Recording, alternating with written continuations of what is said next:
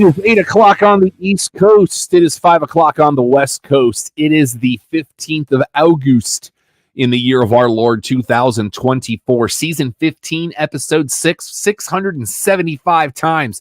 You have been welcome to the Clubhouse Podcast, your one-stop shop for all things sports, pop culture, entertainment, and pro wrestling. Welcome. My name is Rob. I am the executive producer of the Clubhouse Podcast, and man, I thought we were done with a lot of content this week, and then D23 happened. Don's still out on assignment. He will be back the week after next, but I am not by myself because we're going to do that. Hold on. That way from me. I had to get it right. He is my co-host and a man whose shirts, even with this, as cool as this shirt is, his is cooler than mine. He is Alex. Hey, man. I don't know if it's really cool, but it is important because mental health is a very serious matter of health.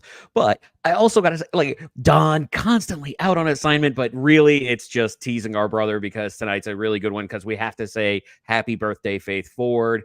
Hope you're having a great day.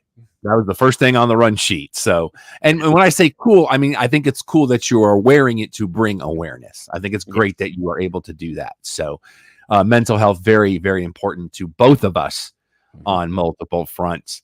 Let us dive right into sports. I forgot about Hard Knocks. I watched it today. Episode 2 with the Chicago Bears. Again, not falling for the rope-a-dope, but there are some really good stories that are coming out of this. That they played well against Buffalo. They looked pretty good, 33-6. Yeah, and I'm gaining a little bit more respect for him every time there is an episode of that show because he looks like he's got the want to. I was a fan of him in college, just not who he played for.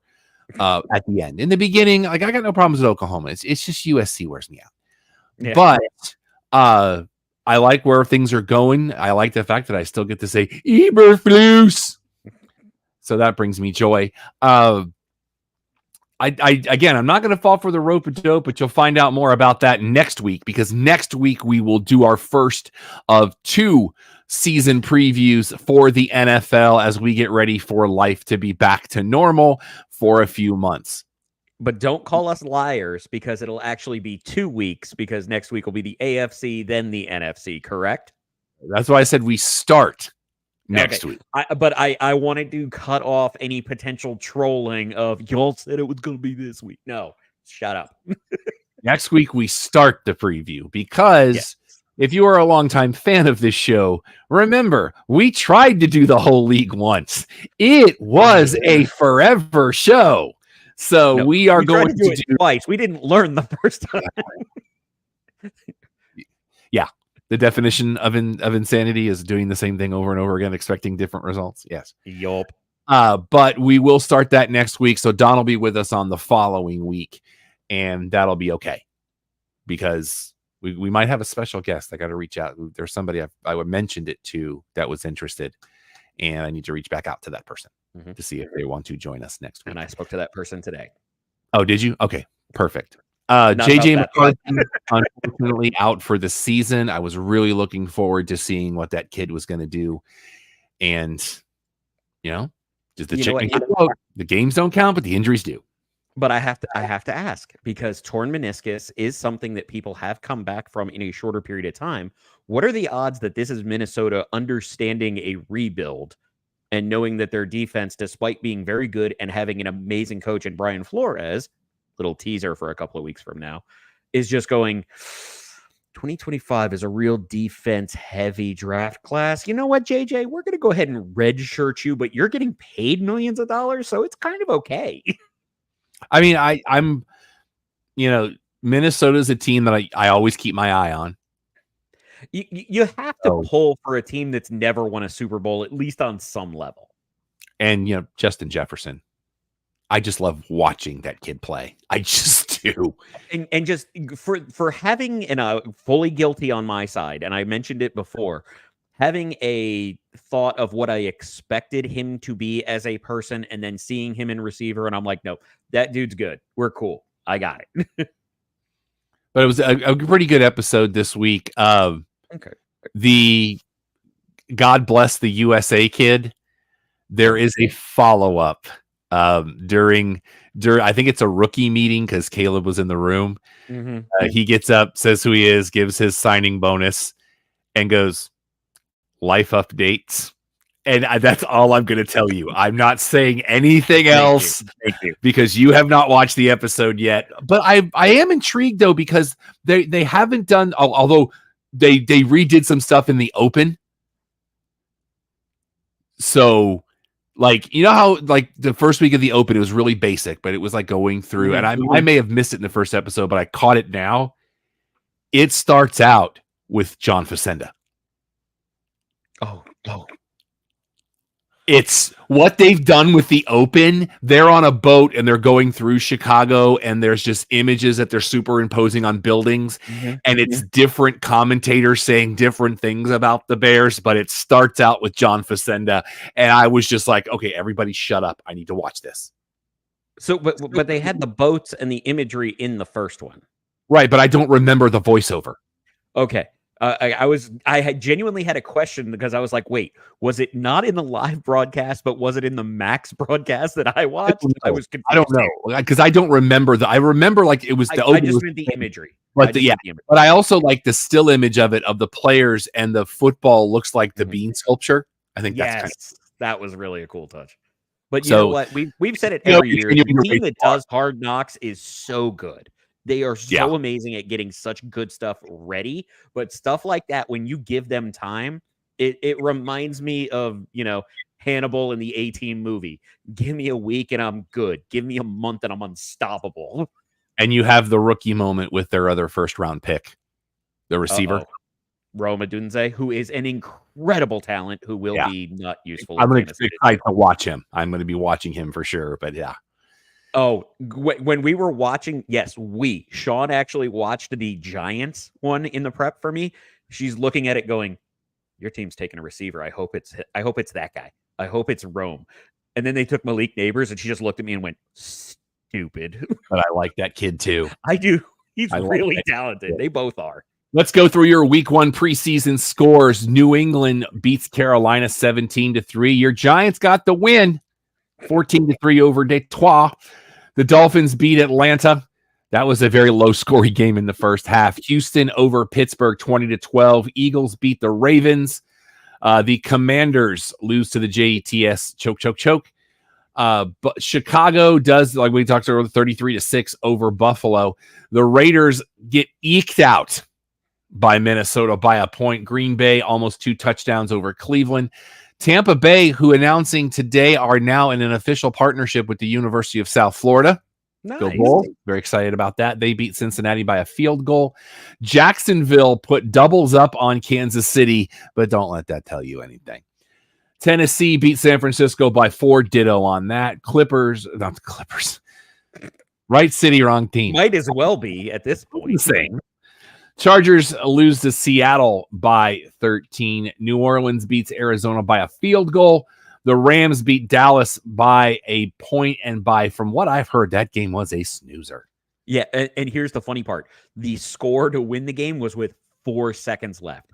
And somebody may or may not have cashed an $80,000 ticket on that. Allegedly.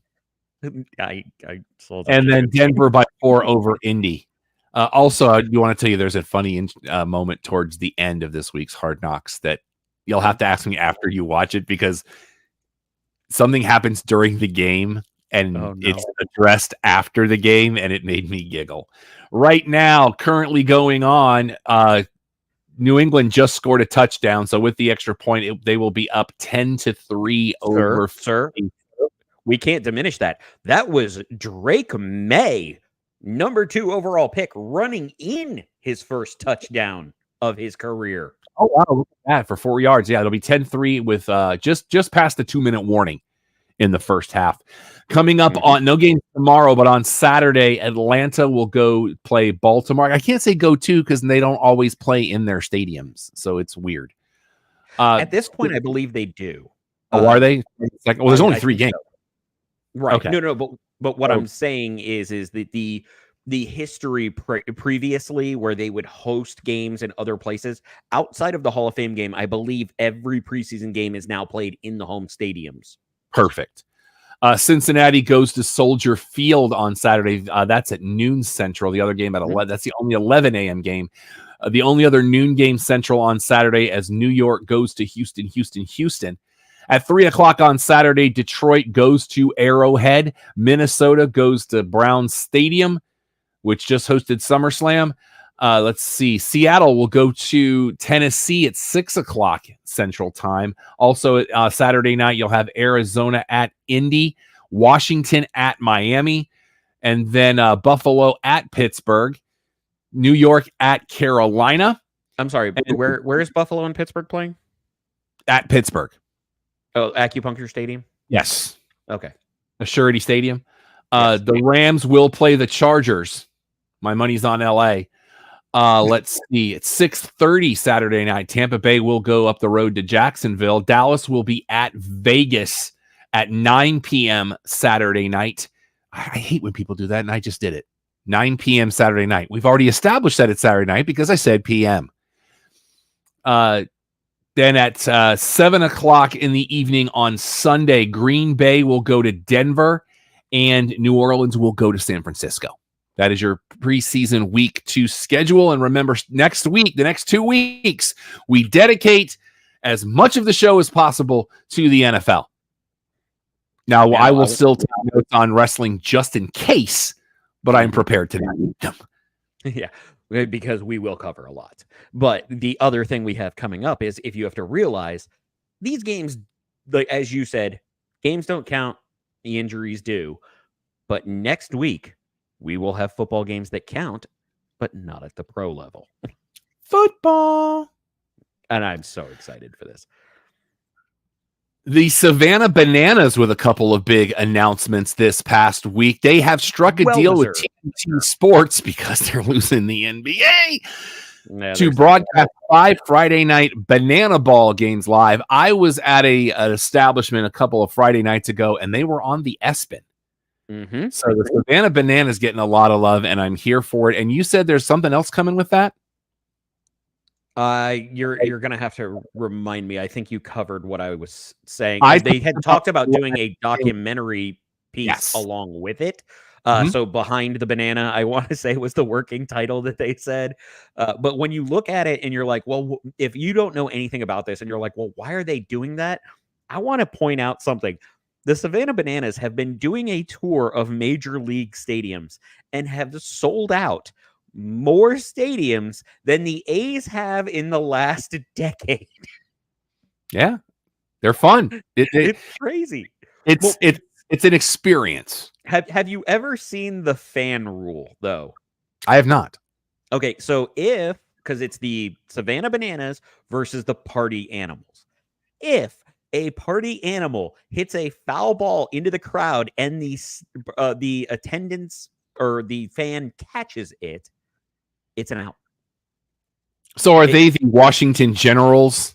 Essentially. Well, okay. I don't know that it's that unbalanced, but yeah, that's a good analogy. All I know is whenever a guy comes out and his bat's on fire, let's go. I'm here for it. But having celebrities involved, the one that gets me every time, and it just speaks to what a drama nerd I am at heart. Have you ever seen The Greatest Showman entrance? I have not. Homework assignment for everybody else. I promise it's short because they will do scripted entrances like the flaming bat and things like that. One of them does the entire from now on, from the outside of the stadium through the crowd up to the plate. And the umpire is in on it, and he's amazing too. It's just it's if you hate the Savannah Bananas, we can't be friends. That's my rule from now on. On a complete non sequitur, I don't know if you saw something I reposted last week, but I'm a big fan of drone videos. Yeah, same. And when they're done well, somebody did one. It's about 3 minutes long, like 3 full minutes, going in and out of about every establishment on Fremont. You sent this to me. It is fantastic. fantastic. Yes, it is. The city of Vegas actually reposted it yesterday. Oh, good. And it's, I mean, the video's clean. Mm-hmm. It's amazing. Go check it out. It's fantastic. I'm a big fan. Let's get to your statistics. In the AL East, Toronto is 7 games below 500. To clarify, anybody watching, he meant baseball statistics. Standings. Or That's standings, baseball standings. Yes. That was way off. Just remember, kids, there's no wheels on this show. We drive on axles for an hour and a half. The Toronto Blue Jays are 7 games below 500. They're 14 and a half back in the division, and they've won 3 in a row. They are 2.5 back on the Rays. The Rays now 4.5 back on Boston. Boston's now 7 back on Baltimore, but Baltimore's only a half game back on the Yankees. They're keeping pace because they're both 6-4 in their last 10. So in the AL Central, Chicago will get there. Detroit is currently 13.5 games out of first. They're 7.5 back on Kansas City.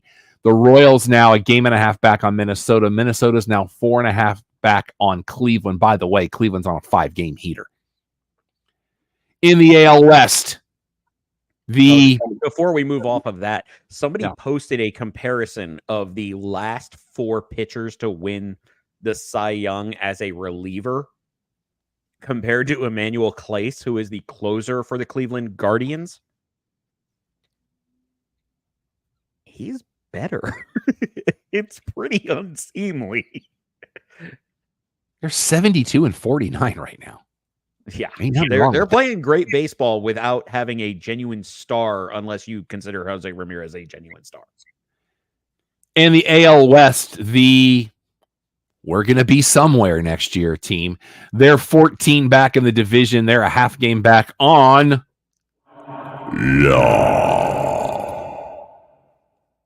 The Angels are now 4 back on the Rangers. The Rangers now 5.5 back on Seattle. Seattle's 3 back on Houston. At this point in the game, 1, 2, 3, 4, 5, 6, 7, 8 out of the 18 teams in the American League are guaranteed to not hit the century mark in losses. At this point. Yeah. In the middle of August. Mm-hmm. Spoiler alert, one of them ain't the White Sox. In the National League, in the NL West, Colorado's still bad. They're 27 back in the division. They are 17 back of San Francisco. The Giants are now 8 back of San Diego. Padres and Arizona are tied. They are both 2 back on the Dodgers. By the way, Arizona's on a 6-game heater. Pittsburgh is not. They've lost 10 in a row. Actually, before we get off the NL West, I learned a fact the other day. Please do. Because I had nothing but time. I enjoy those very much. There was a breakdown of all of the major league teams whose highest strikeout, their strikeout king, which means only strikeouts for on that team. I was shocked at some of the names on there. Nolan Ryan led 2 teams. Neither of them were the Rangers. And I'm related to the Giants' all-time strikeout leader. That is new information. I don't know that it is. I just don't know that he was. I didn't realize Christy Mathewson was still the leader for the Giants. It's information to me. No, fair enough. Again, Pittsburgh's dropped 10 in a row. They are now 8 games below 500. But oddly enough, their run differential is only a -31. And they're 2 back on the Cubs. The Cubs are now a game and a half back on the Cardinals, who are tied with Cincinnati, but they are both 9 back on Milwaukee. Cincinnati's won 4 in a row. St. Louis has lost 4 in a row. And your blurb for just before that 4-game stretch, arguably one of the greatest Reds players of all time, Barry Larkin, went off on the team being far too talented to be that. Well, we can't say that word on this show. That not good. Yeah. And the division that matters, the NL East, the Marlins are still terrible.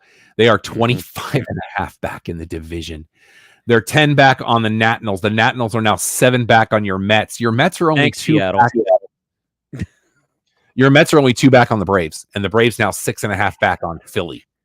Thanks to Seattle. So, let's see. We have 1, 2, 3, 1, 2. I'll round your Mets up on this. 3, 4. There's only 7, 8.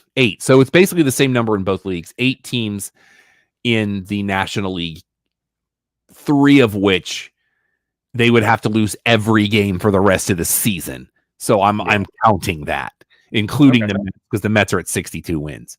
So actually that guarantees, because it's 162, not 163. So there's 8 teams also in the National League that cannot finish the century mark in losses. Just to believe the Mets might be beyond that with a win today, unless they lost. They lost today because they're on a 1-game losing streak, is what it says. Oh, they're 62 and 59 though, so you've got the 62. Yeah, but I would settle for a winning record because I don't know the last time we did, unless you have to go back to 2015. Agreed. Yeah, because especially as it pertains to North America's favorite game show. See, that was seamless. What is the run differential for the Chicago White Sox as per normal? Oh, okay. I didn't realize you were pausing. I thought you literally cut out. We're going wire to wire. We're so going wire to wire. No, there's no doubt in my mind at this point. I haven't said anything yet. I haven't said anything about their stats for a purposeful reason.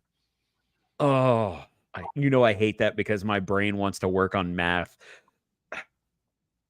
And I think I said like 230 last time, something like that. And I'm pretty sure that they've been getting their butt kicked after winning 1 game for Grady Sizemore. So I'm going to go like 244. The Chicago White Sox are currently 29 and 93.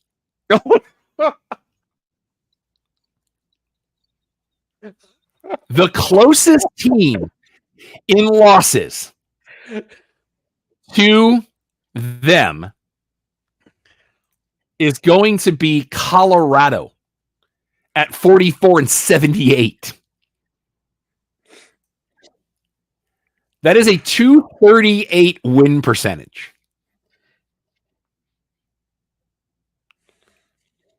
They are currently. Do you just want to guess how far back they are in the division? No, I don't, because I'm only looking at something specific, because I literally pulled it up because I had to see something. No, I'm asking if you're going to say it. If you want to guess how far back they are in the division. You didn't understand what I said. Oh, you do. So you did see it? Yes. Okay. They are 43 and a half games back in the division. No, I was confirming the losses, which is why I saw how many games back they were. I just want to see how easily we're going to be like, oh, it's going to be a tight squeeze. They might lose 100 before. No, there's 100 before the month. There's no doubt in my mind. Oh, I'm looking at their games upcoming. 100 losses by Labor Day, I will be shocked. This is church. They're playing to finish in the middle of August. That's all I'm saying. And then probably even before this. You know what? I'm going to say it's probably about a week before September, because what I wanted to look at who they're coming up against in their next few series, because it's only 7 games. And let's just say their next 3-game series is on the road against the Astros, who are trying to fight for a playoff spot. Then they got 3 games at the Giants. Then they get to go home against the division rival Tigers, who are 30 games ahead of them. Yep. They are 18 and 44 at home. They're 11 and 49 on the road. They're 2 and 8 in their last 10. They might get to 105, 107 before September. What was your run differential guess? 241? 244. I said 244. To put this in perspective, the only other team in the entire American League that is in triple digits negative is La at 102. The Yankees are currently at a plus 118. In the National League, Miami's at minus 160. Colorado's at minus 197. Those are the only two teams in triple digits on either side. Well, no, the Dodgers are a plus 104. On August 15th, in the year of our Lord 2024, the Chicago White Sox have a run differential of minus 252. I love that I consistently say a number that I think is too high, and it's wildly too low. Ain't no differential high enough.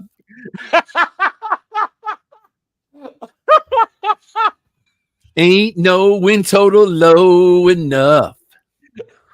Okay. We need to snippet that. That is now our business card for anybody that wants us to do a live show. Oh God, I can't even look stuff up because my eyes are full of tears now. This is comedy, brother. And they're finally off the board and win championship numbers. They're finally, remember last week I was like, why are they even still on the board? They're officially off the board. They're eliminated. Let's take a breath because we got to transition into television, and we're going to talk about stuff we watched this week. TV edition. You made a prediction last week, and I did everything I could to fulfill that prophecy, and I did not cross the finish line. That's okay. But I am now 6 episodes deep into Shogun. Now, I will clarify. It is not for lack of want to watch. It's that you don't do the binging. Right. But am I correct that you would want to get through it? Here's my thing. I am very much enjoying Shogun. Now, what I'm digging, and I'm sure this has happened a bazillion times, but I've just never noticed it. On Hulu, you know how you have the tabs, like episodes, behind the scenes. It actually has a listing for the podcast. So on Hulu, you froze up a little bit. Hold on. You actually froze up. The last thing that came through clear was the tabs. So you have the tabs like for the episodes behind the scenes. Yeah, they actually have one for the podcast, so you can listen to the podcast on Hulu. Nice. And it has it's got like a slideshow of different stuff. I wish it would do stuff specific to the episode, but that's just me being wishful. And I've watched the first 6 and I've listened to the podcast for the first 5. They're about 30 minutes a piece. And it gives you a little bit more depth. It talks to some of the actors. It's mostly hosted by one of the writer producers and 2 of the executive producers. I can't do more than 3 episodes at a time because this show is so dense. There's so much packed into 55 minutes, which is the average length of an episode. The premiere and the season finale are about an hour apiece.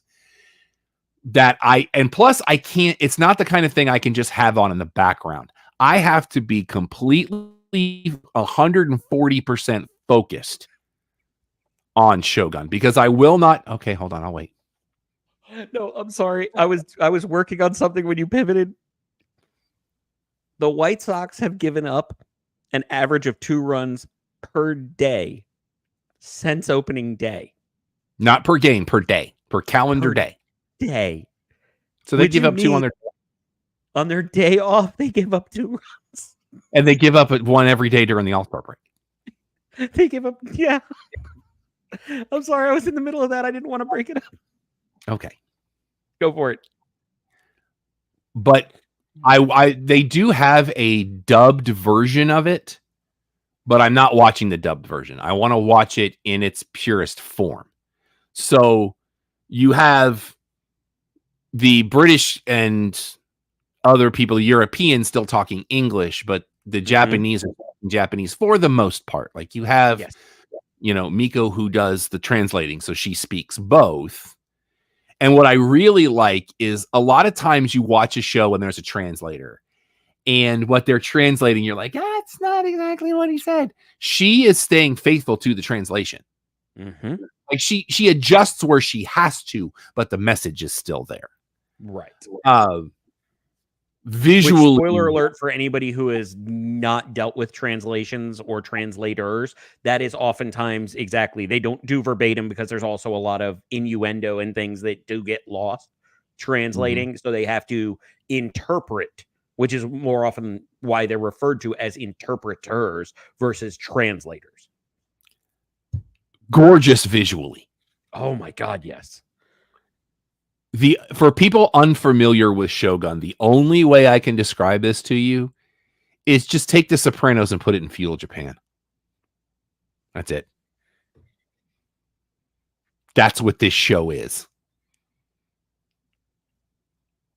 Warring family, territories, and it's gangster to the no pun intended, to the hilt. Yes, it is. But it's, again, this is not a show that you can just kind of put on. You have to be focused completely and be immersed in what's going on, because if you're not, you miss stuff, and that stuff leads to other stuff, and then you will be confused. No doubt in my mind. Yeah, one of the ways I've described it to another person was I was able to get immersed because I really wanted to be with Shogun. Having picked up like Narcos later on, I don't speak enough Spanish to half pay attention. And unfortunately, I didn't have the time, so I had to drop Narcos. But you pay attention to this or you are toast. And the other thing about this is, and I learned this from the first episode of the podcast, they shot the whole thing almost sequentially. As of episode 6, non-spoiler, how much are you liking Cosmo Jarvis right now? He's fantastic. Okay. Yeah. It's the only other thing I have seen him in. I don't want to say he wasn't this good, but he definitely wasn't this kind of a character, because I genuinely expected to dislike him on some level, not knowing the source material. But Mike's in Seattle. Hey, Mike. Yes, he is. And he's at dinner, so he probably shouldn't be commenting. My thing with Cosmo, take Christopher Lambert and Tom Hardy and make them one person. It's funny that you say that, because the other thing he was in was Peaky Blinders, which crossed over with Tom Hardy. And yeah, that's a great description. But the moment I learned his name was Cosmo, it took me about 15 minutes to let him settle in. And what's really interesting that I've heard from the podcast too is they asked the young lady that plays Miko about their interactions, and she's like, we didn't interact much off camera because we wanted to keep the dynamic of these two characters, because again, when you shoot sequentially, you can really do that because it helps you with the character arcs. You're not shooting out of sequence. It is fantastic, but I don't think, like Shorzy, I burned through. Done. Oh yeah. This is something. Shorzy is one of those ones you can just hear and move on. Right. With this, like I said, I got 3 episodes in and stopped because I really had to process a lot. And then I got to episode 6. I'm like, okay, this is about as far as I can go. Now I will probably watch the last 4, probably Sunday.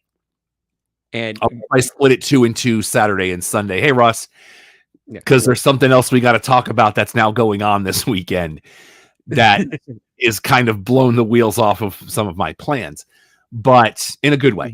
Yeah. But I do highly recommend Shogun. I would say watch an episode and then listen to the podcast, and because the podcast will help you kind of fill in some holes and give you backgrounds. Lady Miko is on one of them.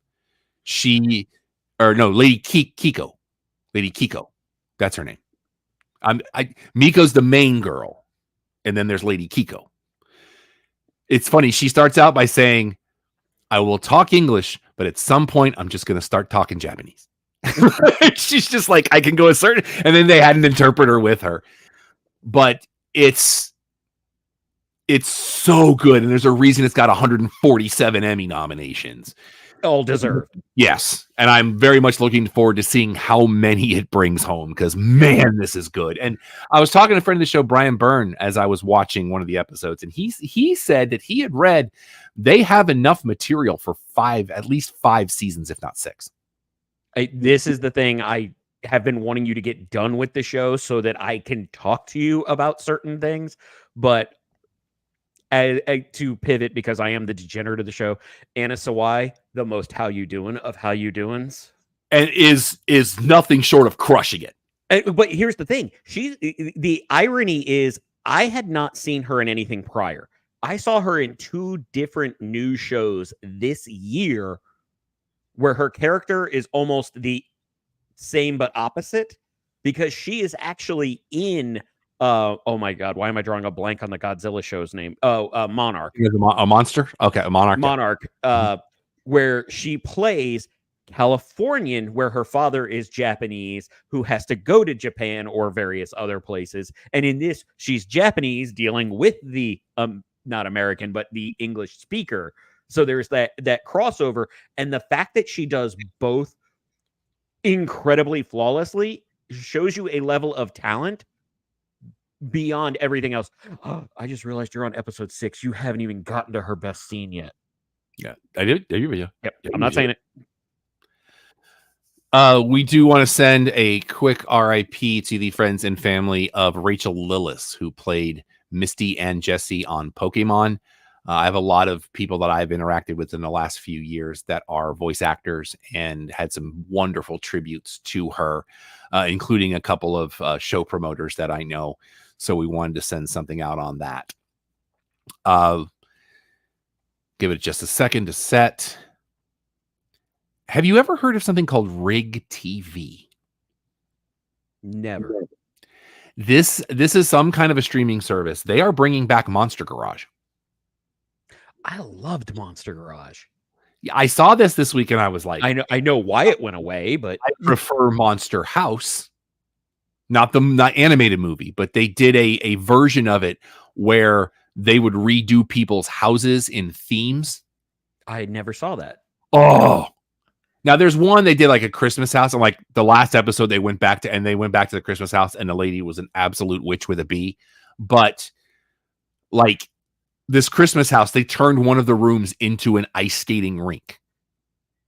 Oh, that sounds like personally, it sounds like a nightmare as a homeowner.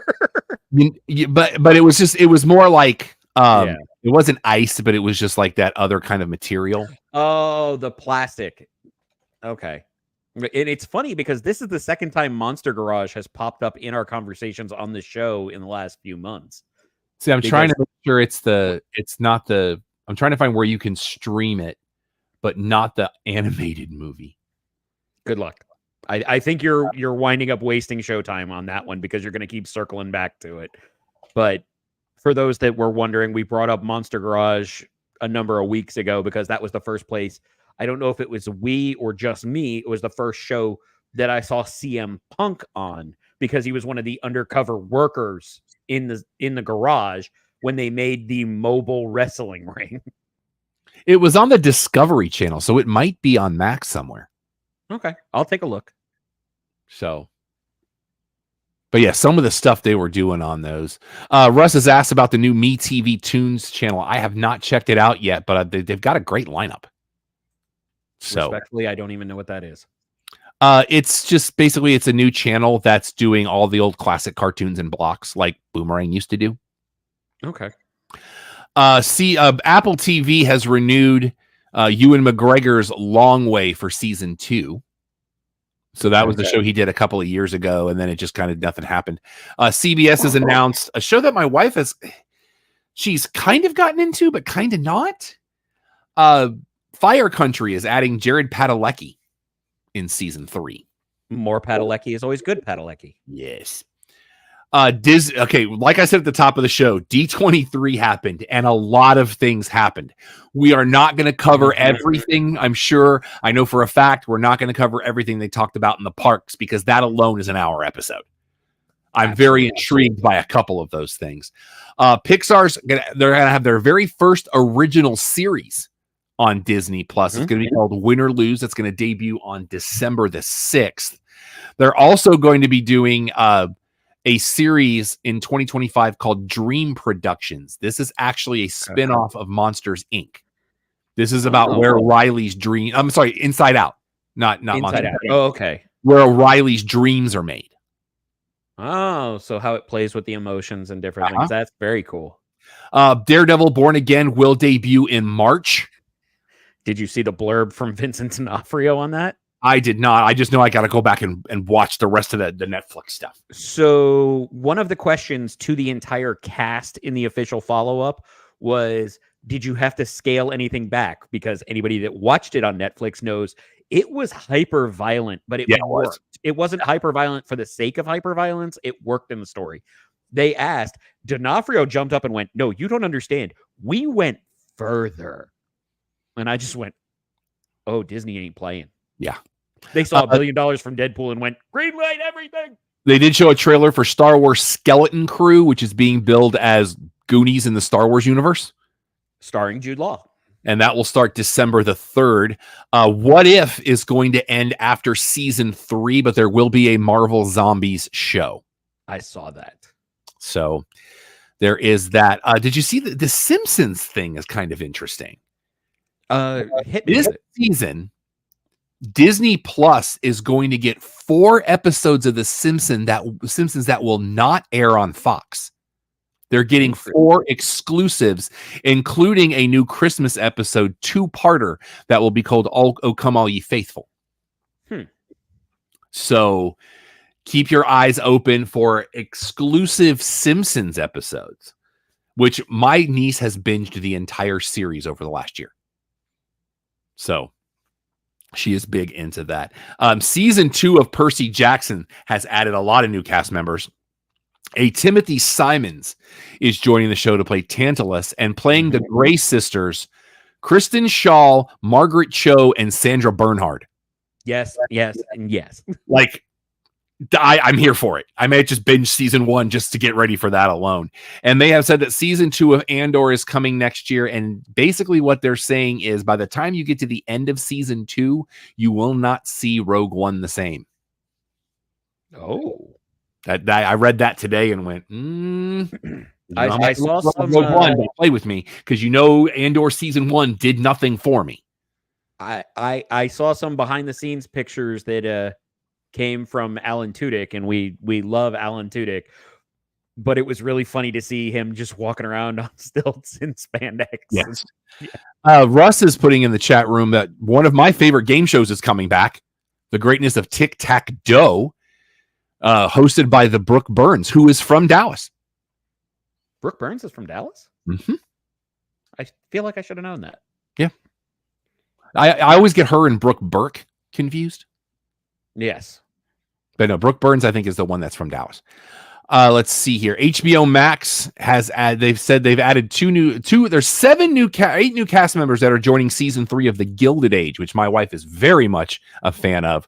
But the 2 that stood out to me are Andrea Martin, formerly of SCTV, and Leslie Uggams, who you might know as Deadpool's blind roommate. And if you don't know Leslie Uggams as Blind Al, maybe you know her as one of the leaders of the Vault in Fallout. Okay, there you go.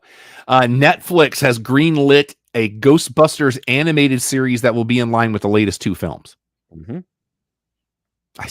The ending of Frozen Empire. I saw a thing from What Culture today on 10 recent movies that fall apart in the 3rd act, and that one's on the list. They have renewed Supercell for season 2. That it's SUPA, so I had to say it correctly. Yeah. They have renewed The Gentleman for season 2, which was awesome. I'm excited for this. Do I need to watch the movie first? Actually, no. It's in the same style, but if you like Guy Ritchie, you just need the show. They do not connect. Well, the reason I'm asking is, like, by watching the series first? Unconnected. Okay. Okay, good, Yeah. good.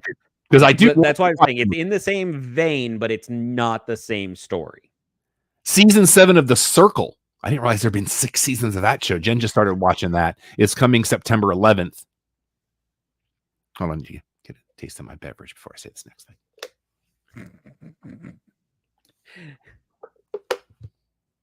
If you read the description of this week's episode, something was put in all caps. Somebody's watching this show!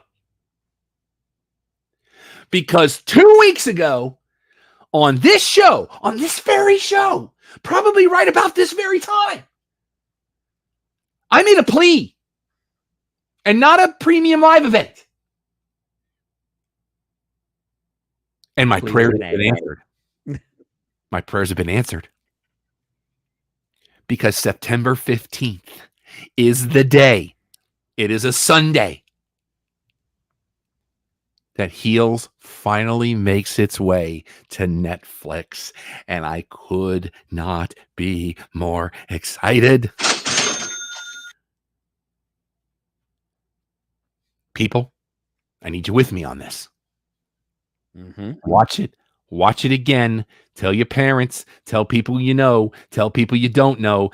Tell people that you think you know, but you don't know. Tell people you don't know, but you might think you know. Everybody has to watch this show because I need season 3.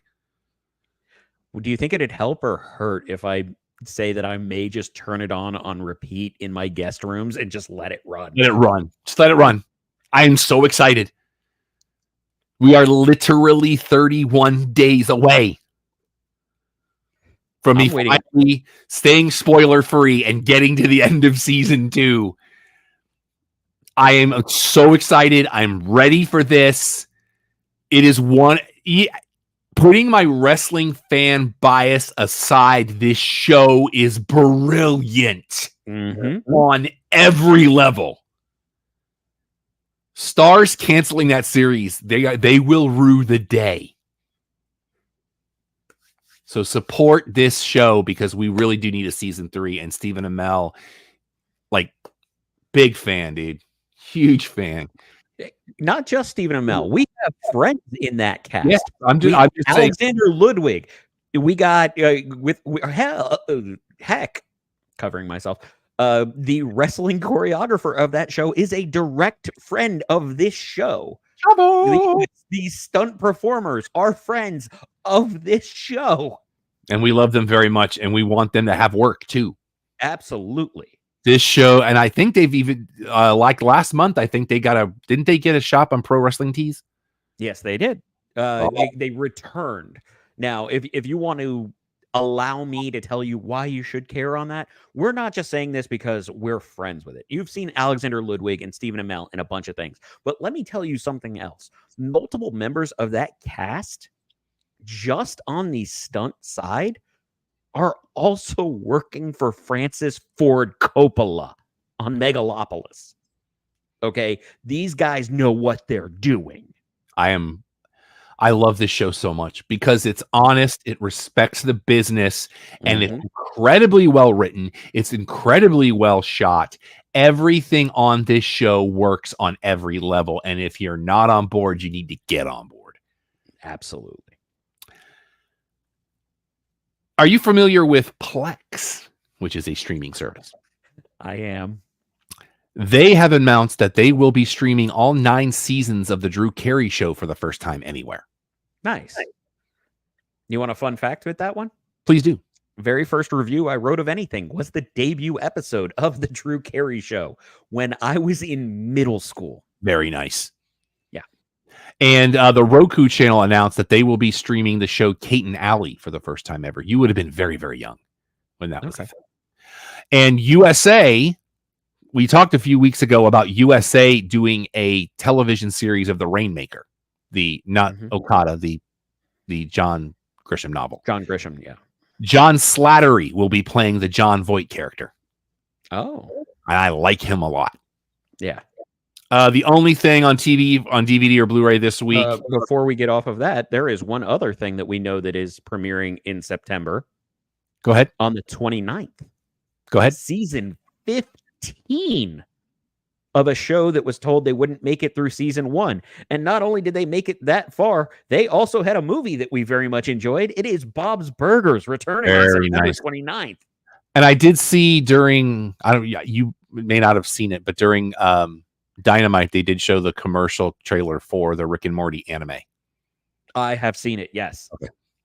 Yeah, it's in the same style of the animes that they had done before. So I am intrigued. Only thing on TV, on DVD, and Blu-ray is the complete series of the 2018 version of Magnum PI.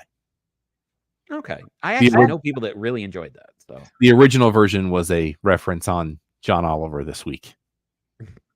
I don't even think I watched that. Your main topic this week is the history of Hawaii. Huh. Very intriguing. So let's get into movies and stuff we watched this week.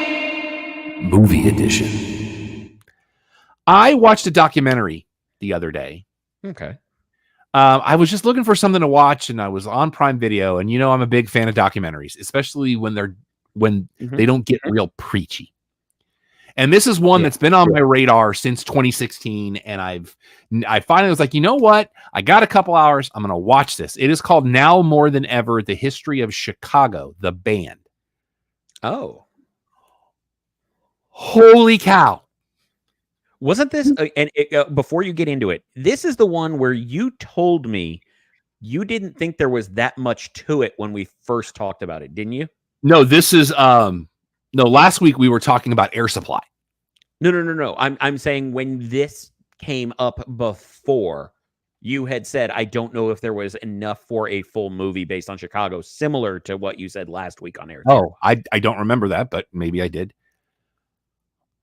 These dudes, why this was never a behind the music baffles me. These dudes went hard for like 15 years. So what I'm hearing is that Adam Sandler had some inside information. And if you get what I'm referring to, speak now. If not, I'll roll with it. I'm not quite sure what you're referring to. Do you remember a movie called Little Nicky? No. Just for the sake of it. I'm asking if you remember it, not if you liked it. I do. Trust. So there is a scene where they are playing records in the apartment. And they try to play Ozzy Osbourne backwards. And they're like, hey, Nicky, what is Ozzy trying to say? And he goes, you play it forwards. The message always came straight with Ozzy. But let me show you something. And he pulls out Chicago and he starts spinning it backwards. And it goes, I command you in the name of Lucifer to spread the blood of the innocent. Accurate? Let me tell you. One of the stories, and by the way, Jimmy Pardo does show up, but he's in the credits. Because Jimmy Pardo is like Chicago fan 1. Oh. Master of the Air Base. That's a true story. I know. They had a tour where as part of their stage set, you could see the top of a phone booth. Okay. So you would think, oh, it comes up. It just sat there. The reason it just sat there is that's where they could go in the middle of the show and do cocaine. Yeah, sounds right. I'm like, wait. Back this parade up a couple of floats. These dudes went, when I say they went hard, they went hard. Like, I'm hearing these stories and I'm going, Chicago?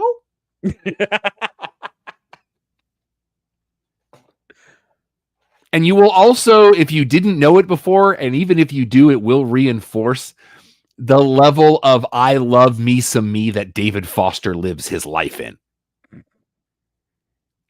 But I highly recommend this because it will melt. It's called Now More Than Ever, The History of Chicago. It's on Amazon Prime.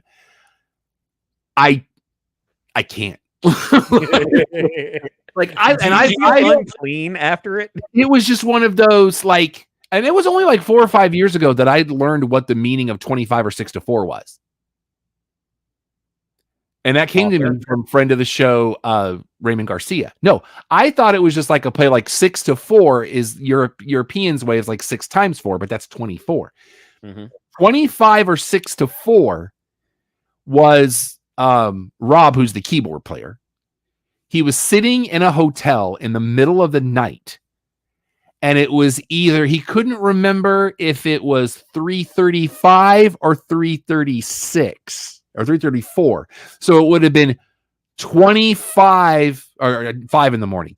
So it would have been 4 in the morning. So it would have been 25-4 or 26-4. It was the time. And I was like, bro, did you hurt your shoulder on that reach? Because, I mean, that's one way to do it. Yeah. Well, and it's a great song. Absolute banger of a song. But yeah, those dudes did some living. All right, we're already running behind, so let's keep it moving. Deadpool and Wolverine has now passed $1 billion globally. And discussions about a sequel to that have already begun. Oh, Lord.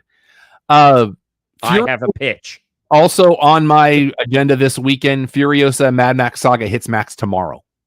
Mm-hmm. So the DVD may or may not have a steelbook. And then it'll stream tomorrow. Mufasa, the Lion King prequel that I don't know anybody that asked for, that will release on December 20th. The live-action Snow White is now set for March 21st with the Rachel Ziegler. Toy Story 5 is coming in the summer of 2026 to be directed by Andrew Stanton, and the rumor is this will be a toys versus tech story. Yes.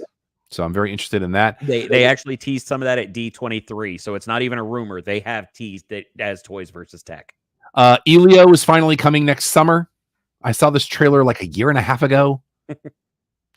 Their next original film will be called Hoppers, and it will have John Hamm, Bobby Moynihan, and Piper Curda in the spring of 2026.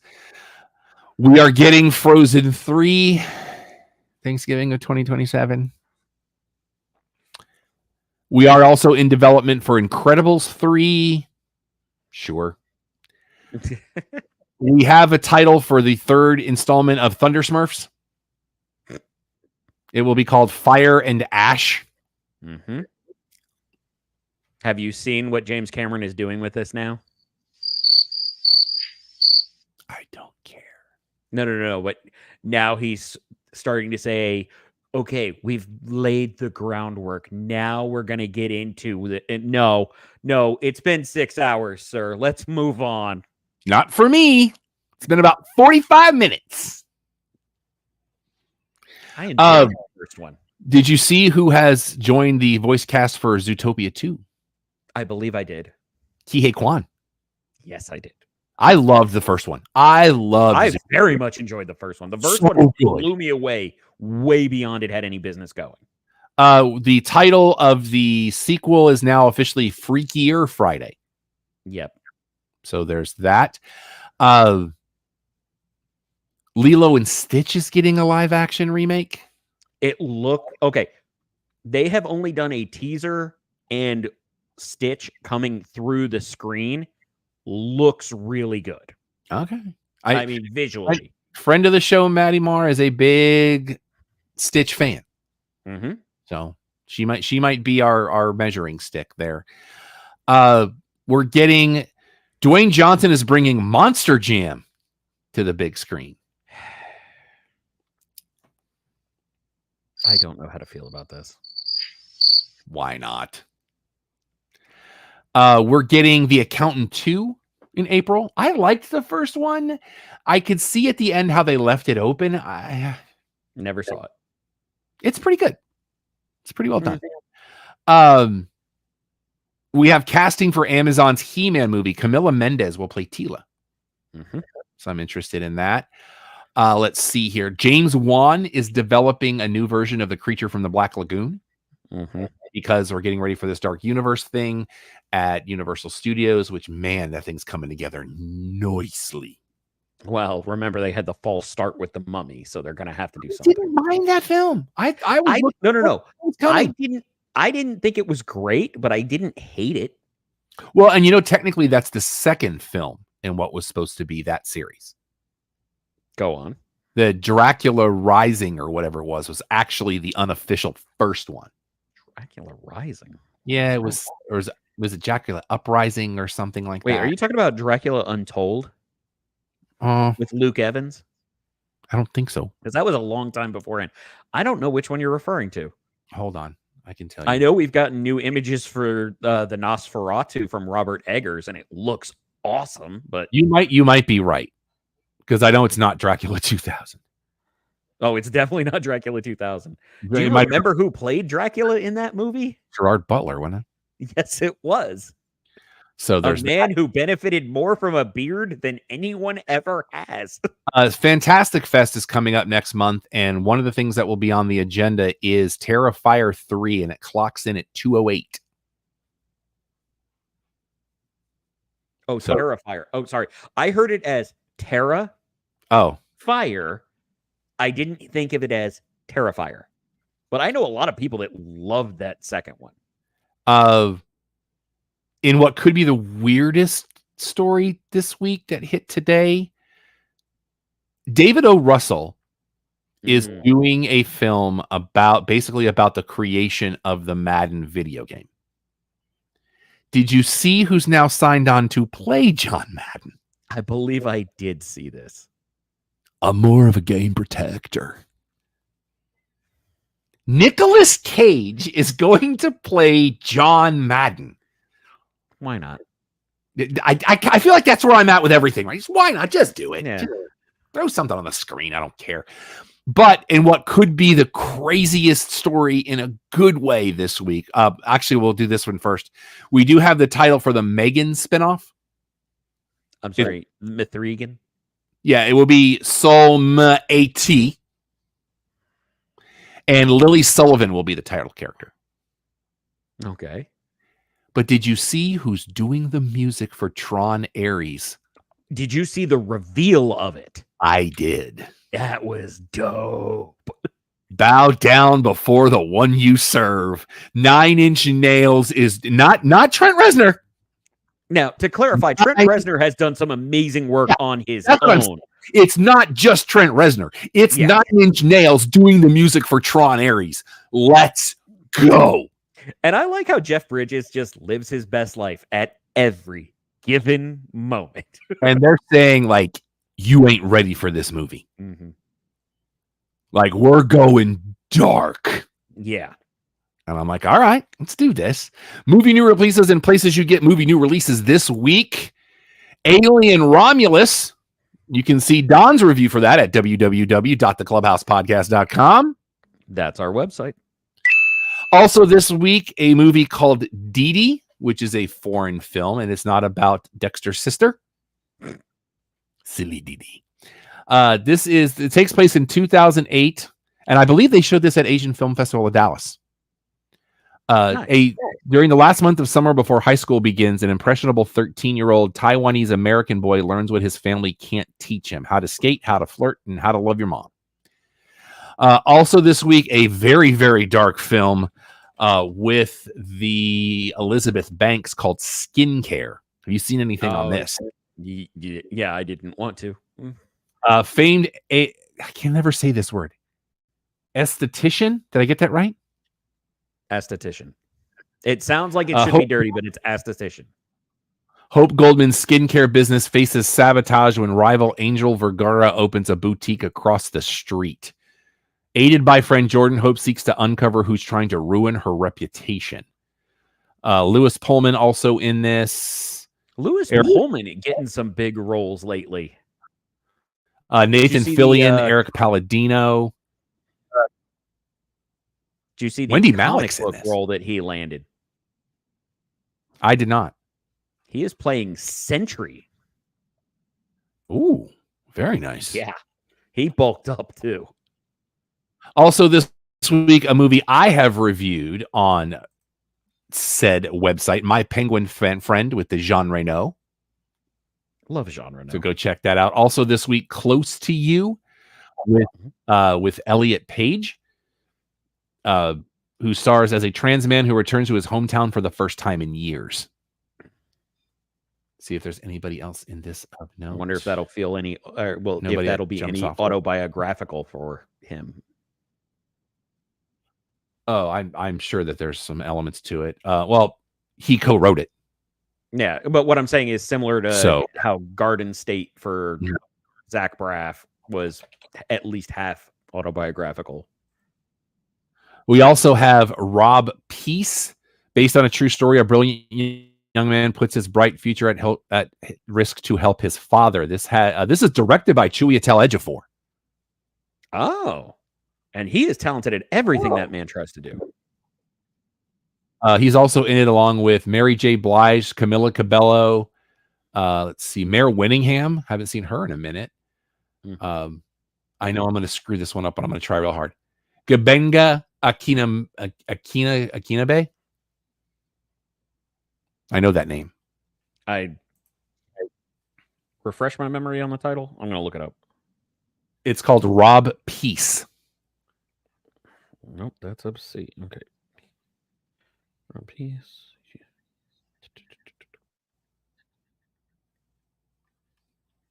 But Gabenga, I've heard of him. I know he's done a lot of stuff. Oh yeah, he was in the Jurassic worked World with- movies. Gabenga Akinagbe. Also this week, a movie called Bums, lowercase b, everything else capitalized. Homeless individuals David, Peter, Frank, Broadway Vic, Mary, and Sunshine join government program aimed at reintegrating them into society after decades on the streets trying to reclaim their lives. So that's this one. The only thing on DVD or Blu-ray from a movie standpoint, the Criterion Collection is doing Not a Pretty Picture. We are running way behind, but that's okay. Yeah, they've started releasing video clips of what you mentioned with the closet before as they ramp up on that. I saw the one yesterday with Channing Tatum and Zoe Kravitz. That's the one I was thinking of. And now this.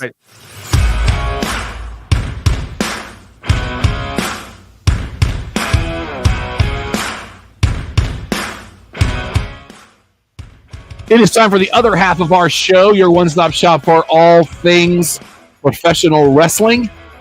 It is the Cheap Popcast, and we start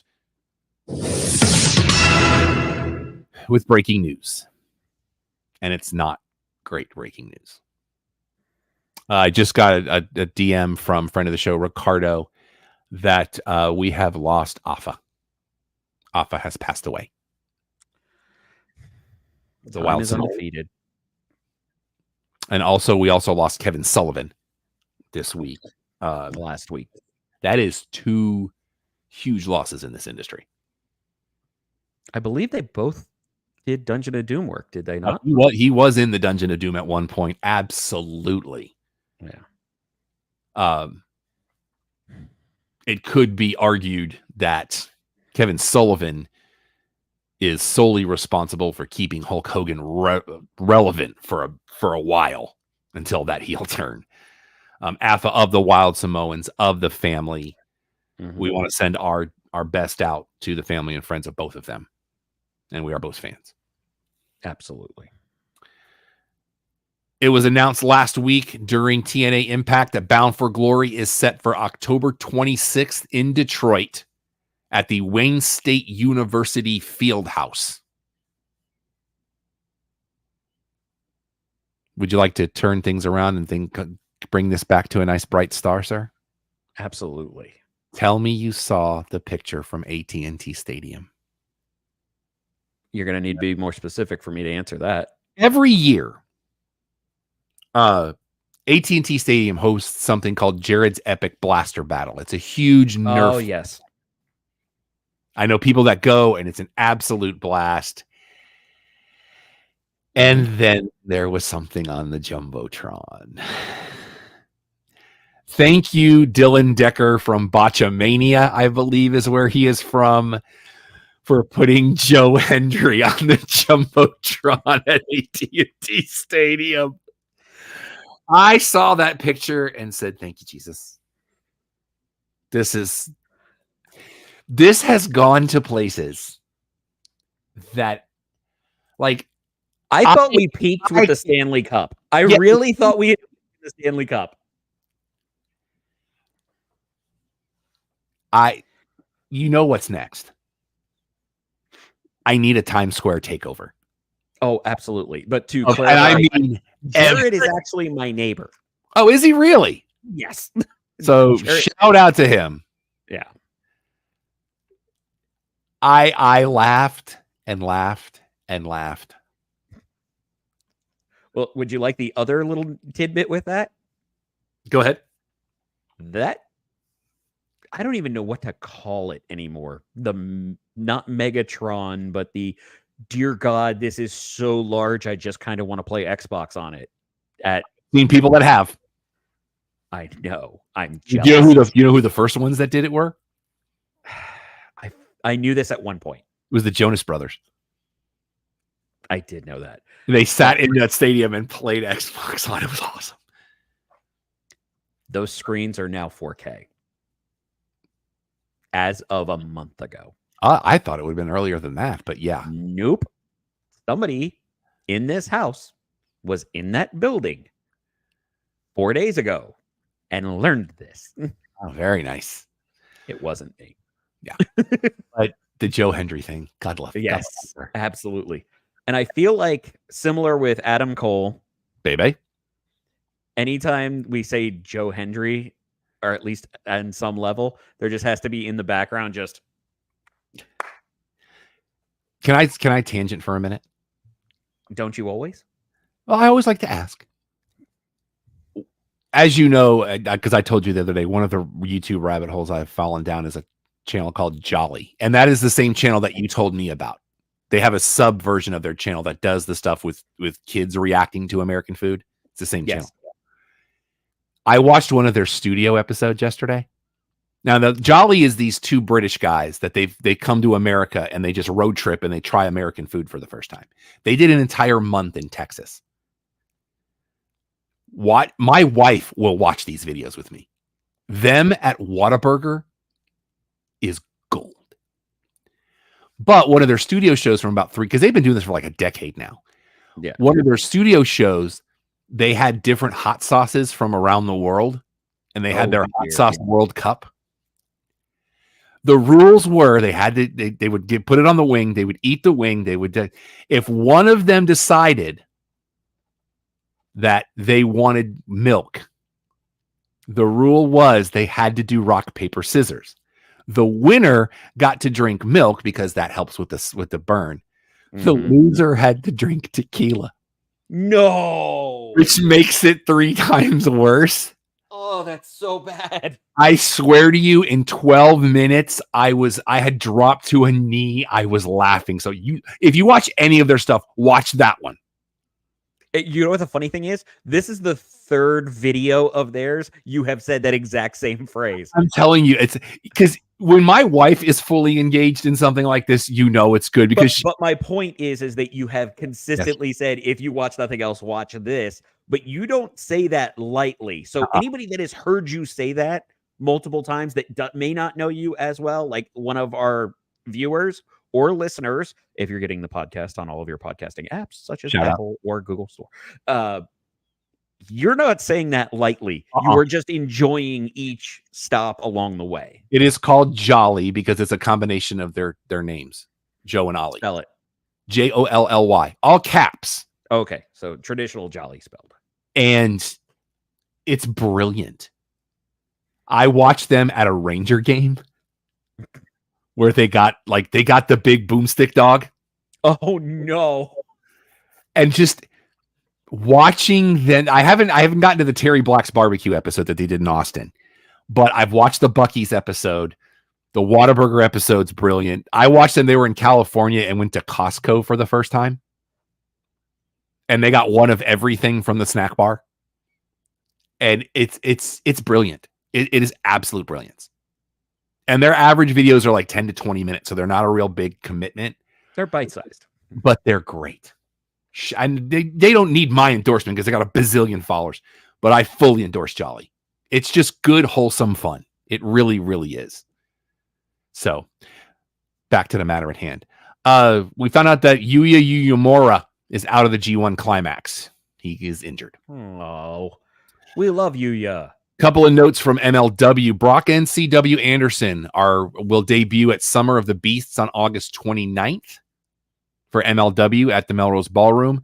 Also on that card, Davey Boy Jr. is out injured. He will be replaced by TJP. Okay. So, WWE Speed now going to have a women's title. That tournament will start on September the 4th.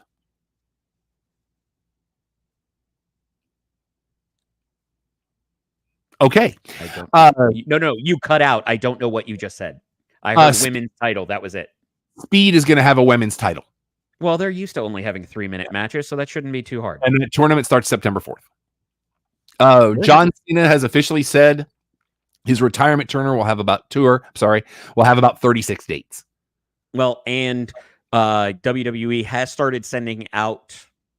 Oh my God, why am I drawing a blank on when they ask surveys on certain aspects of John Cena's retirement, how you're going to feel, where you associate, where you like to see him now, where you like to see him before. Those are the fan council received it. And if you haven't watched it yet, please go Google Indy Hartwell singing John Cena's theme during Sami Zayn's comedy special. It's wonderful. But the problem is, can it ever compete with Paul Heyman? But just watching everybody else around her react is half of it. Randy's new deal is for 5 years. He has a fee. I read the other day, he said, I'm retiring when my wife says I can. So, good answer. Dakota Kai is now out 8 to 10 weeks. She has a torn meniscus. Because she can't stay healthy.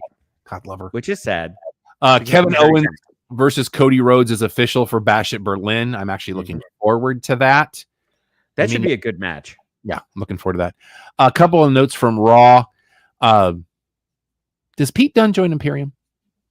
I was thinking I had that exact same note, but I also looked at it like this. I was thinking, does Pete Dunne get paired with somebody else and Imperium becomes the new United Nations? Maybe. Or League of Nations, excuse me. Maybe. But there was somebody I was trying to put with it, because as much as we love Pete Dunne, he is a smaller performer, and sometimes they can look really dwarfed by larger competitors. And I thought of somebody who is equally as talented, and I'm not saying that facetiously. In that same vein, where do you go with Charlie Dempsey? Because if you put Pete Dunne and Charlie Dempsey together, that's a William Regal special, sir. But you got to have a mouthpiece for him. I don't know if you do, because Gunther's doing great work with the mic. I'm just talking about for the two of them. Oh, for the two of them, I feel like that's a group effort, because Kaiser, unfortunately, and we may talk about Vinci because I laughed way too hard, but only me. But Kaiser has elevated to that mid-card, if not developing upward level. Gunther, we have always known, is the star. And they recognize the 75% of the days he was with the company, he was a champion. Which tells you that McAfee can't do math, because it's well beyond that now. But it's still impressive. It is wildly impressive. But if you do that, because I am a firm believer that the stable or faction warfare, as Triple H loves to book, should be done in 4s, not 3s. So you have your tag team, mid-card, top guy. I agree 100%. Basic math. But we've been getting a lot of three-headed monsters, we'll call it, of late. But you look at like the new Judgment Day, that is 4 plus Liv. So if you do it with 4 guys plus a girl, you're looking at covering everything across, or woman. I apologize if anybody took offense, but you're covering everything across the board. That's how you build those factions. Now, most places that rely on factions, like Japan, typically don't have men and women wrestlers in the same company, but those companies will work together at times. So it's a little bit different for WWE. Triple H would have to create that situation with factions, which I think is kind of cool for him.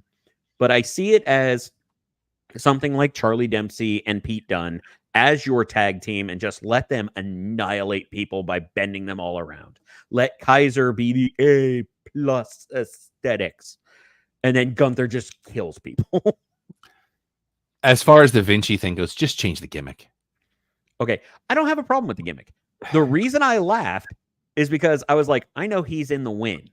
because that's the encore in the background. And then when they cut to the end, when he's pulling up in the nice car, I was like, they went to the Excalibur because nobody parks on the roof. Because that was New York in the background, and it's the Excalibur across the street where nobody parks on the roof. Change the gimmick. Like, this is the third swim we've had with this thing. Like, this dude is. I'm going to give him the benefit of the doubt. He's just worth more. I'm going to give them the benefit of the doubt because this is the first time H is doing it. And I'm going to say this. Where is the button I need?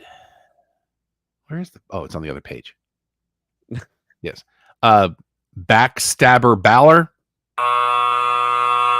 Pass. I think that's a test run.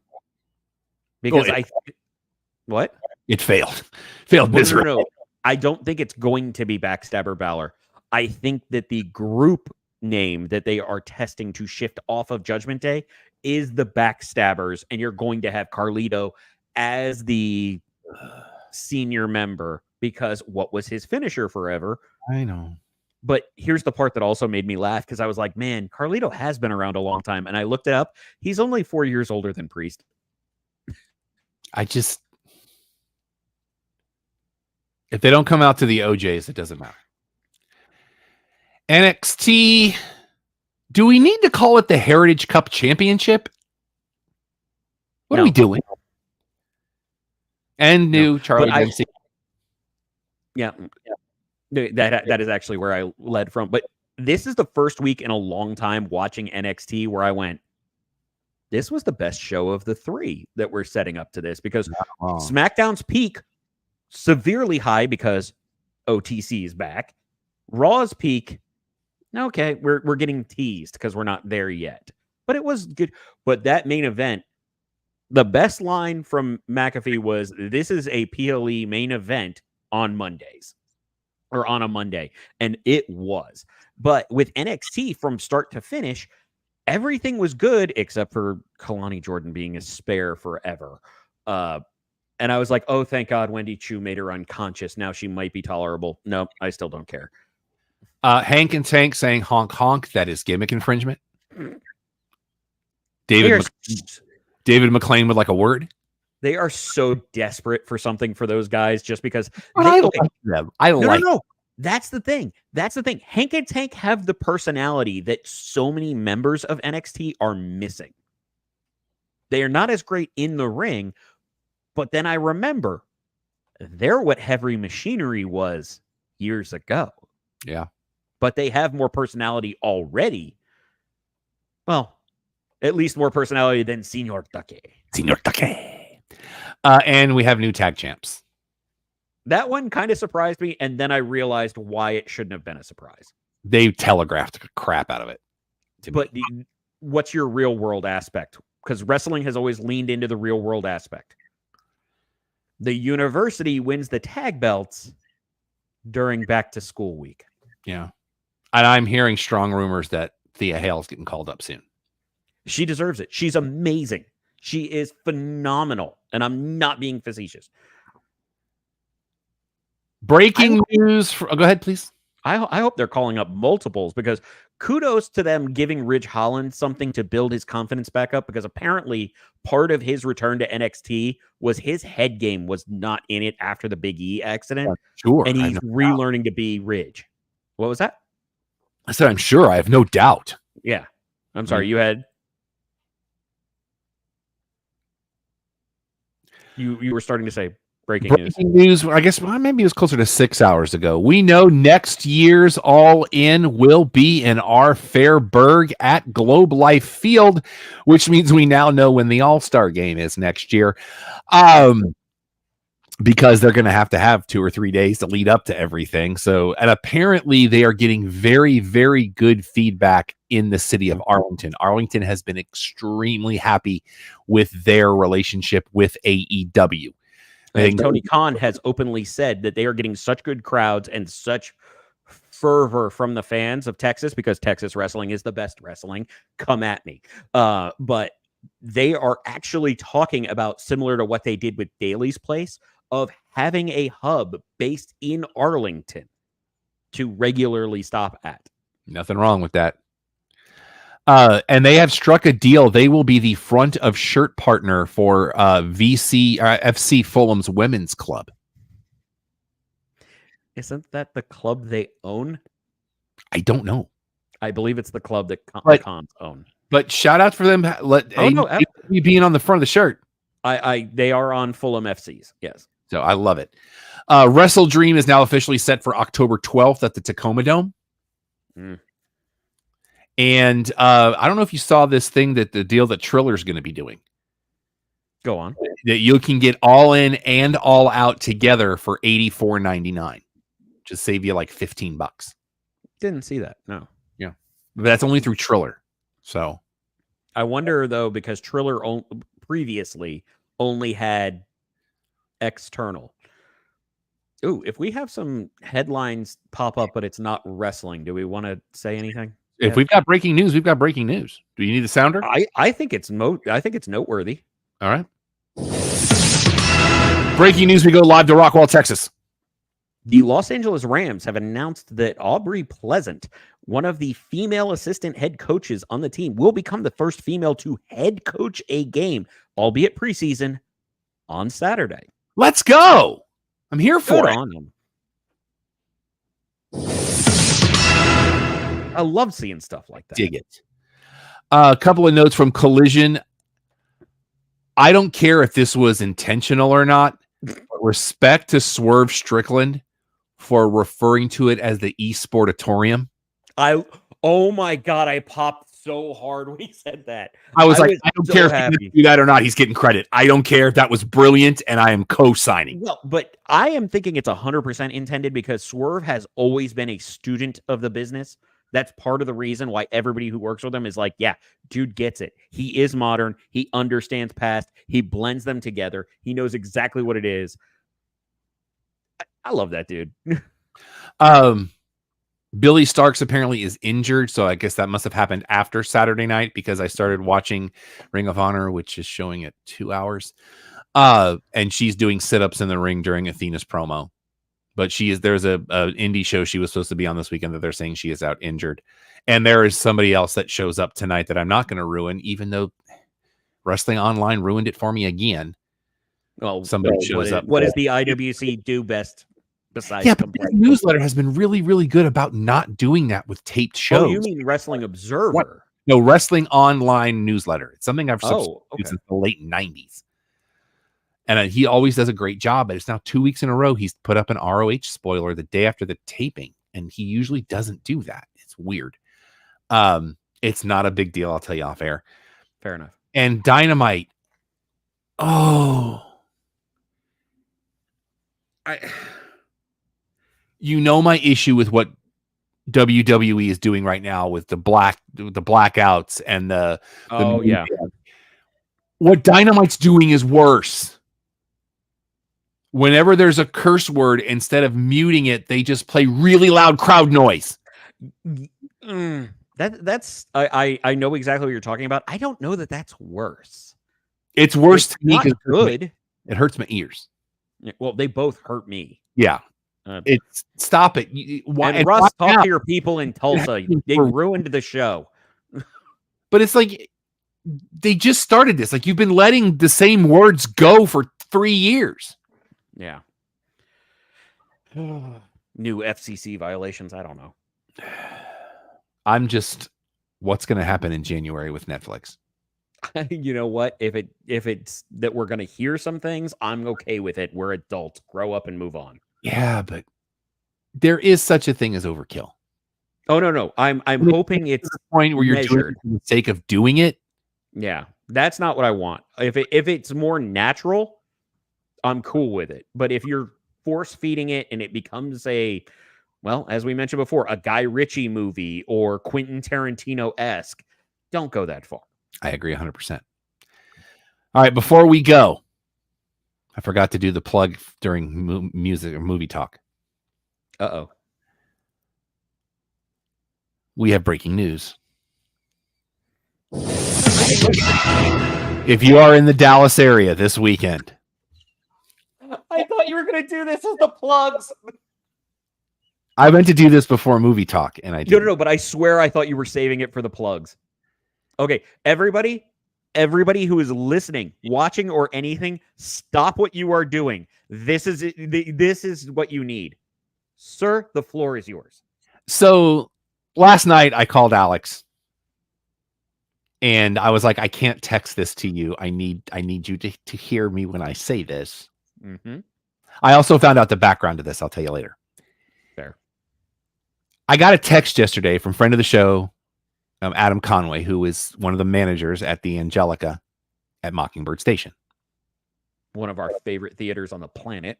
And one of our favorite people. Also that. Adam and Andrew are great people. I love them both. Mm-hmm. And he said, hey, man, we've got an event this weekend, and we may be having Q&A. I'm really trying to package this the best way I can and bury the lead. I'm muting myself. I'm not going to distract.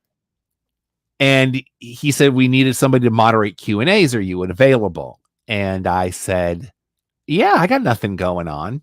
He's like, all right, I'll get back to you tomorrow, being today, with a definite go, no go.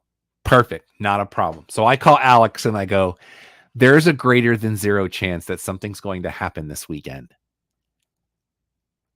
And it is happening. If you are in the Dallas area tomorrow night or Saturday night, God love you if you want to do more than one, you will have 6 opportunities to be in the presence of a man who is an experience unto himself, and I will be hosting the Q&A with him. He is responsible for one of the most talked about films of the last, decade or so. The very first time Alex and I ever hung out. And he's actually told this story on the show recently, I think. At least in person, because we've talked about this more than once recently. I took him with me to a screening of a movie called The Room from one Tommy Wiseau. Big Hollywood movie.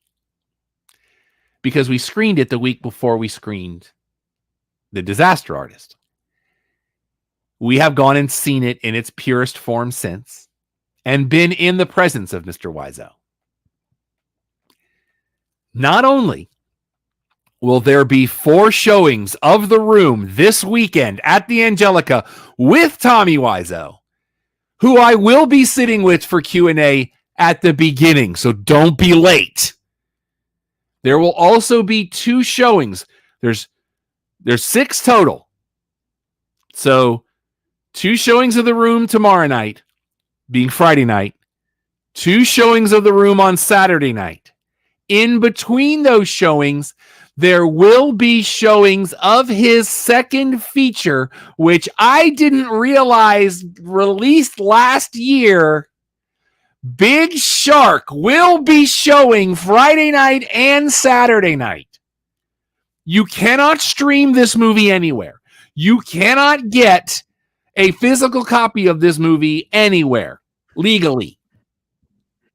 Please read the byline for anybody that has seen The Room. What do you mean the byline? Of Big Shark? Big Shark. All right, I got to pull it back up. Hold on. He will be there doing Q&As before all 6 showings. I will be sitting with him at the Angelica. When I woke up yesterday, didn't know this was happening. Your byline for Big Shark. 3 firefighters must save New Orleans from a shark attack. Now, if you've seen the trailer for this, and maybe you have, none of the footage in the trailer is in this film. The teaser. Now, there is a new trailer. Yeah, there is a new trailer up. 2/3 of it is 2 guys in a boxing ring. I don't know what's going to happen. But this is going to be awesome. I cannot wait. I am very excited. Come hang out. There's 6, 8, and 10 are the showing times. So it'll be The Room at 6 and 10 and Big Shark at 8. Go to the Angelica's website to get tickets. This is going to, and he's going to have merch there. So if you want to get your Tommy Wiseau merch, he's going to have it there. He is an experience. The man is a ball of energy. And if you haven't seen The Room, you need to see it in a theater with a crowd. Bar none. Otherwise, I have questions about your sanity. Alex bought me the soundtrack. I have the sound. I'm still trying to find it. It's in my phone. I have not seen Big Shark. So I will be in the auditorium tomorrow night for sure watching Big Shark because I wish we had a bigger lead up to reach out to SMU's choir. Oh, those guys are amazing. And to clarify for people that don't know, one of the screenings of The Room that we did, the SMU choir or a section of it showed up and sang this. They basically shouted. I don't know how to describe this soundtrack. But and that still wasn't my favorite part of the movie. My favorite part was them three high trying to reach for the doorknob. Which to clarify, he means one person got on another person's shoulders and that person got on the other person's shoulders, and they were trying to reach the doorknob of the door that does not shut. If you need a reason to see The Room, I can't give you a better one. I can't. This is going to be. You don't want to be the person that has to hear about this from your friends. That's all I'm saying. Great line. Because this is 6 times in 2 days.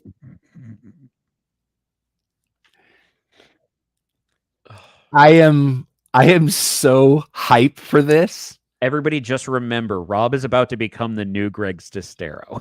Oh, God. Because, see, I originally thought it was Sestero that was coming. Because it usually is. And then I found out it was Wiseau, and I was like, oh, here we go. Here we go.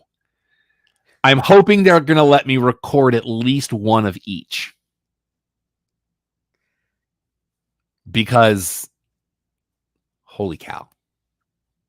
Also, I can't wait to find out that Rob is the co-star of Big Shark 2, Bigger Hollywood Shark. What? No! How will we save these people from a shark? And if it happens, there's land.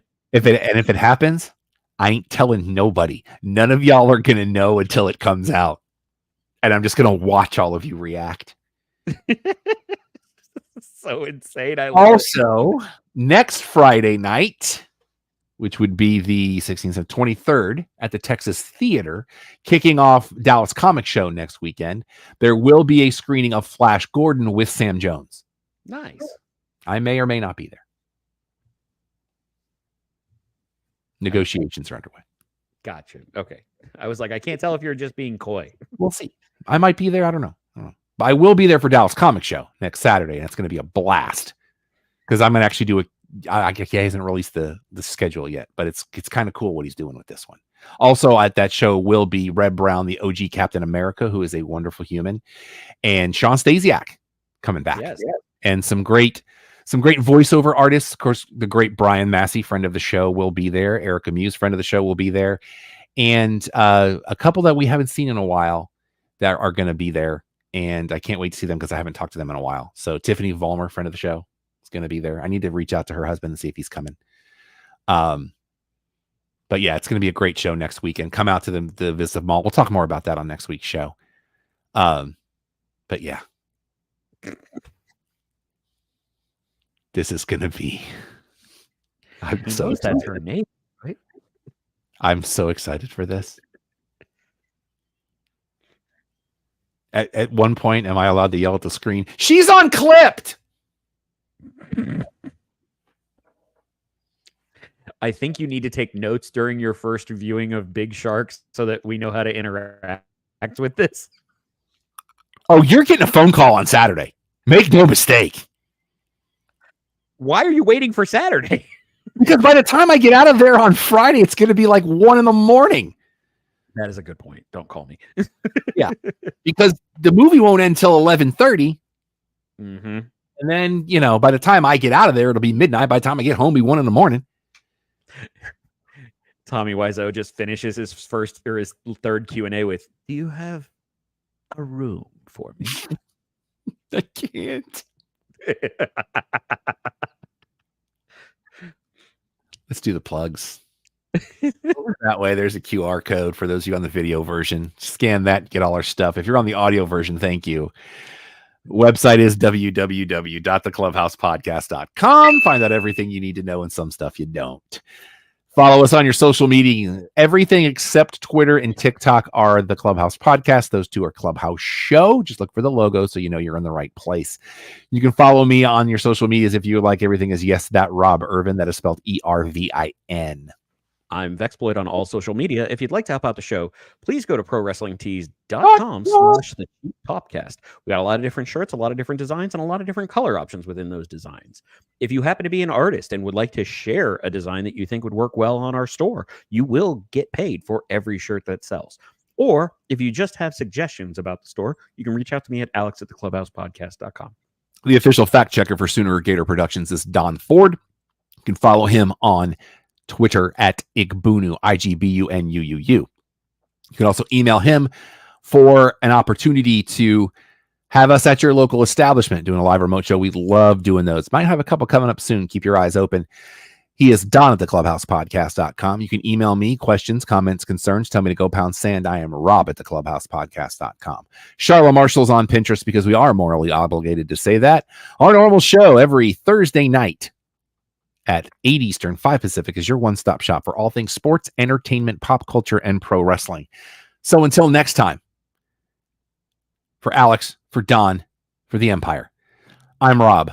Clubhouse is closed, and we want to send our dearest out to Brittany Palmer, who also had a loss in her family this week.